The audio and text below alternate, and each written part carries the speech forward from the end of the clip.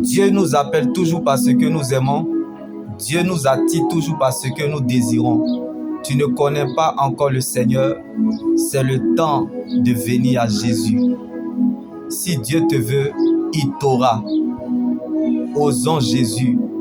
On ne l'a pas choisi. C'est lui qui nous a choisis. Personne ne s'est sauvé lui-même. C'est Jésus qui allait le chercher. Jésus t'aime plus que la bénédiction, mais son amour ne te forcera pas à le suivre. Car tous ceux qu'il a connus d'avance, il les a aussi prédestinés. Et ceux qu'il a prédestinés, il les a aussi appelés.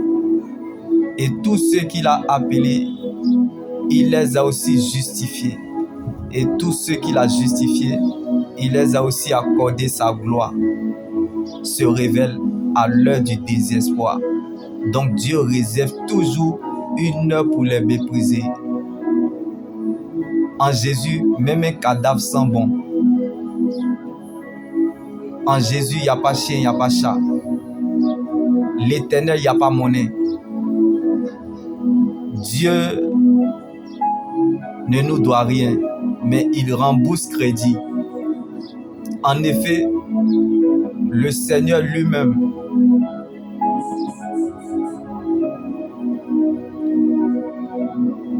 à la voix d'un archange, à un signal donné, et au son de la trompette de Dieu, il descendra du ciel. Et ceux qui sont morts en Christ ressusciteront d'abord. Donc aimer Dieu, c'est d'abord le connaître, car le mysticisme a commencé avec Jésus. On mange le corps de Jésus et on boit son sang. Car la valeur d'un homme se révèle dans ses principes. Et lorsque ces principes ne sont pas respectés, il y a dégâts. Si le sang doit couler, le sang coulera, car il n'y a pas de gloire sans brisement. Donc si vous n'êtes pas brisé sur la terre, c'est que le ciel n'a rien à vous offrir. Alors accepte le brisement et laisse Dieu accomplir son œuvre dans ta vie, car ta vie détermine quelque chose. Nous avons déjà des problèmes qui dépassent les menaces. Alors ne laissez personne vous priver de votre éternité qui est l'enjeu majeur de votre existence. Restez focalisé sur le Seigneur Jésus-Christ seul, car la preuve, la valeur et la raison de votre existence, c'est votre salut en Jésus.